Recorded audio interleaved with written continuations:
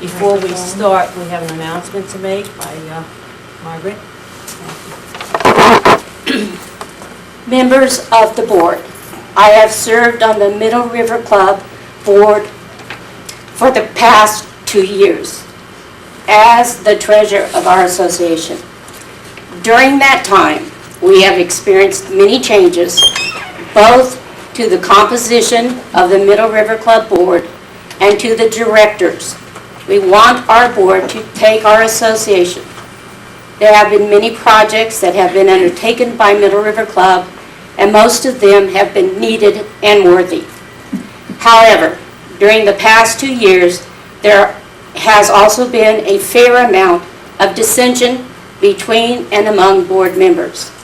This has led to an internal strife and distrust between board members, which has interfered with the smooth operation of the Middle River Club. In my opinion, there are members of the Middle River Club who have asked for certain projects to be undertaken and then have denied any or little involvement with the results of their request. When their request produced unexpected results. This characteristic makes it difficult for me to have a productive working relationship with them. I have no apologies to offer to anyone for trying to represent Middle River Club to the best of my ability. For it is for these reasons that I am resigning my position on the Middle River Club board effective immediately. Many thanks to all who have supported me for the past 2 years.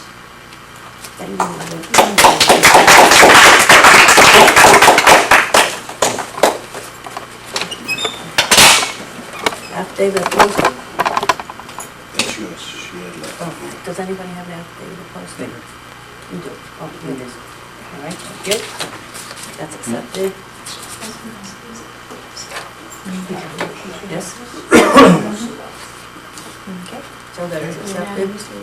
Accept it. Yes, accepted. Yes. Thank you. Roll call, yes. Mike McFarland, River Terrace. Barbara Strugar, River Are you talking to yourselves or are you talking to us? Oh, sorry. Because we can't hear you at all. Mike McFarland, Sorry. River Terrace. Don't you have a microphone? Yeah, we do, but no one brought it down. I don't have the key to the office. Well, there aren't that many people. If you can hear me, I'll do the speaking, okay? Can everybody back there hear me? Yes. Not a problem? Okay. Mike McFarland, River Terrace. Barbara Strugar, River Shores. Laverne Michaels, secretary. Bill Chapman, Middle River. River Shores, rather. Okay, you want to take it from there? Affidavit of posting, okay. Thank you. It's here.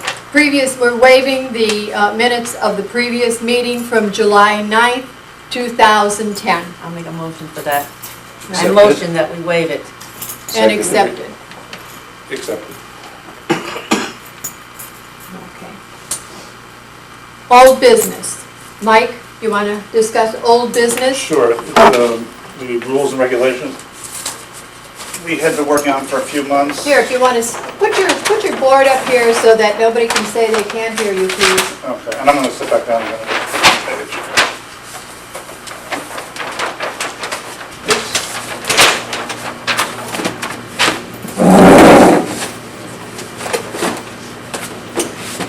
I have back there because it's leaning against the wall, but I'm going to say all this anyway. We've been working on the rules and regulations since about April, I think, the end of April. About 4 or 5 of us sat down and you'll have to just take my word for it. About 4 or 5 of us sat down and went through the rules and regulations. In relation, started out because of the request for the use of kayaks on the pilings.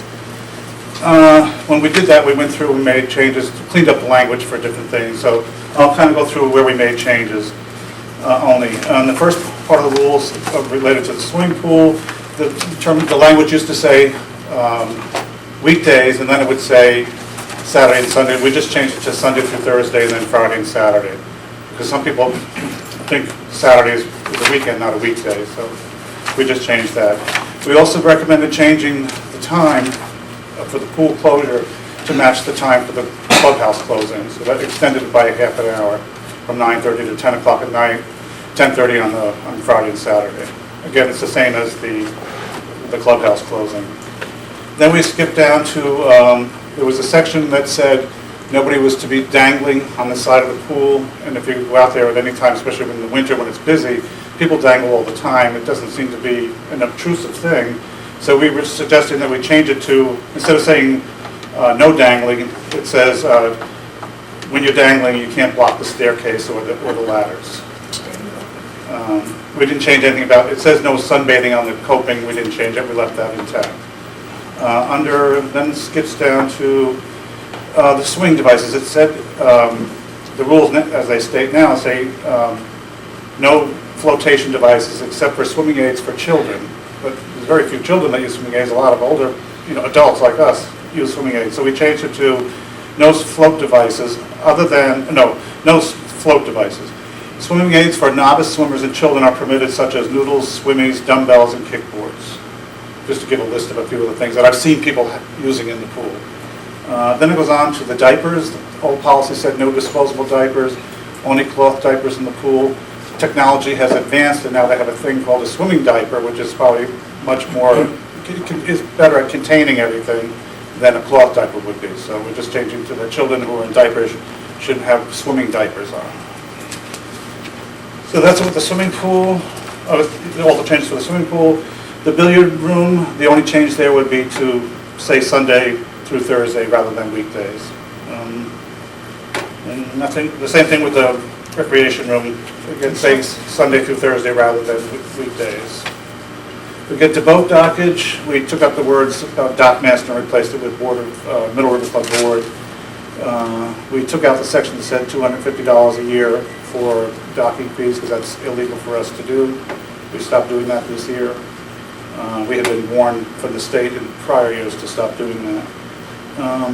Dockage is offered for, we took out the words motorized boats only and put residents of River Shores, River Terrace, and River Bend only. We said motorized boats should not be attached to the pilings only. They have to have the cleats or the whips that the ones out there now have. For the registration, it says we added the words where applicable. And then the last main change is the kayak owners must supply brackets approved by the Middle River Club applied to the pilings. They would have to be put all at the level of the dock so that somebody sitting in one of the benches, it wouldn't obstruct their view of the water. So they would be placed uniformly. So it would have to be done under the supervision of a board member or a staff member, so that they're not, high in one piling, low in another piling. There's 9 pilings that should not be used for either kayaks or regular boats because they're in bad shape. So we have them marked with some red paint so that nobody uses them. And then the last change under miscellaneous, we added a section on the bicycle storage saying that we'll have bicycle storage in the west end of this building out here, where it's been for years anyway. We're saying that they have to be registered. In the past, they registered them, and the registration stickers were dated for the year, which seems to me kind of a cumbersome way of doing that. So we're suggesting now that they be registered, and we'll have to come up with some kind of a new sticker, and then they could just call annually the office or submit a paper or something, just renewing their registrations. They don't have to put a new sticker on every year.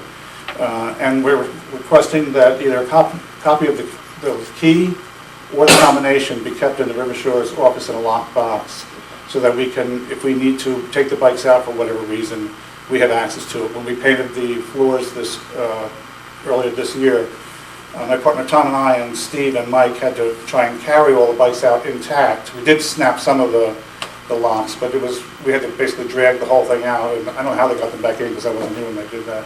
So we need to be able to get at the bikes when we have to, for maintenance and things like that. And that once a year in January, we would, go ahead. Will there be someone in the office to answer the phone call when they want to re-register their boats? Well, Or their bikes? There's a voicemail system. We could work that out, but that's a good point. But there is a voicemail system up there. We could, if, there's not that many also, maybe a board member could undertake just contacting the people. A lot of times, like I would know in my building if somebody's moved out or something like that, I could address all the people in my building. It becomes more cumbersome in River Shores because there's more people to deal with, but it's something we could work out. There's someone in the office every day to get the messages. Anything important will be returned immediately. So, Okay. thank you. and every January, we're going to go through and make sure that all the bikes are current. When we carried those bikes out of there, we could tell that some of them hadn't been used in years. They were flat tires, rusted, and we're not even sure if the owner still lived here or left for whatever reason.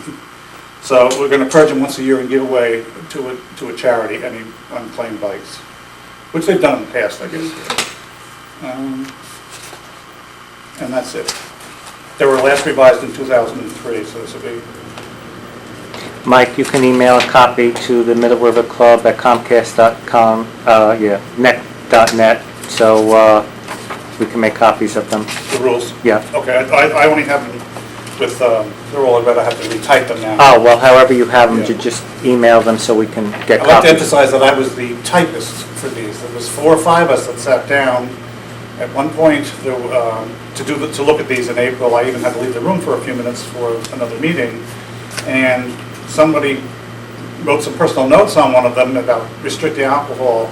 And within a week, I was informed that everybody was angry with me for restricting alcohol. I'm going to tell you that if they restricted alcohol here, we'd probably move out.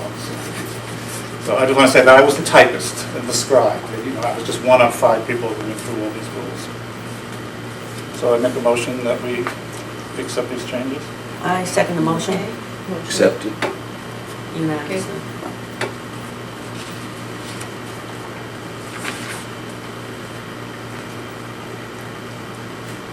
Can I address the next thing? Yeah. The next thing I'm thinking is the clubhouse temperatures and the weights.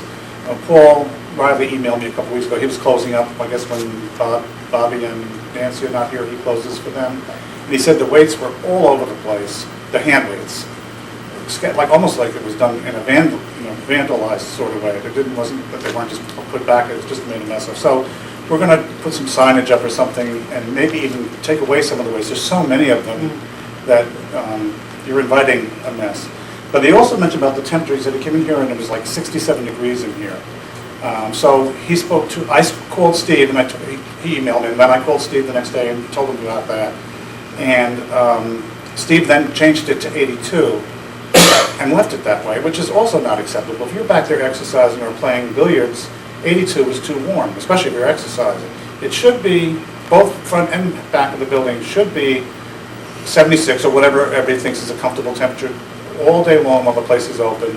And then at night at 10 o'clock or 10:30, whenever it closes, the temperature should be raised up to 82 or 86, both to save energy and also for the buildings that surround this building, River Terrace, some of River Shore, one half of River Bend, you get the air conditioner, the larger air conditioner all night long. So I thought we had it set up so that they would do that only Steve and the people that close up at night had the key to the thermometers. But I'd like to reestablish that we don't set the back, for example, at 82 and leave it that way 24 hours a day. We make it a comfortable setting during the day and a much, much higher setting at night. Question, can't anybody open that box? Well, it's supposed to be locked on, but it's not locked now. It's not locked most It's of never the time. locked. Yeah. Right, it's not locked usually. And I think if we have, if we're not sure who has keys to it, then we should change the lock. It's only a little $5 padlock. Yeah, because that's not usually locked. If I come in here in the evening, you can change that to any temperature you want. Yeah. Okay, so I'll make a motion that we get a new lock for Right. the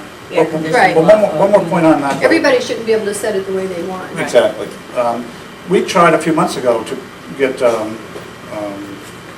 the digital thermometers where that's automatically go up and down during the course of the day, and they said, whoever looked at it said you can't do that with these air conditioners. But at least the air conditioner in the back half of the building is the same kind that we have in our homes. I don't see why we couldn't have a timed Those you can thermostat. change, this one you can't. So maybe we should get a timed Yeah, thermostat for the that you back. can do, and then but lock this it one so you that can't touch. Nobody can access it, except for Steve or some people who need, or the board members.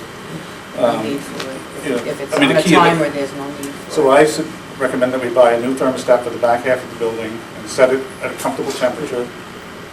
Mike, Uh-huh. pardon me, you can still change them, you know, if someone is shrewd enough or has one, I mean, you know, you can, the locked ones that Uh-huh. are set to go up and down, so you still, it's best, you know, to have a lockbox on it. Just get a Oh, key yeah, on yeah. it. Yeah, even if you do a time thermostat. Oh, yeah. I think it's a great idea, so it goes up and down in case somebody forgets it. Yeah.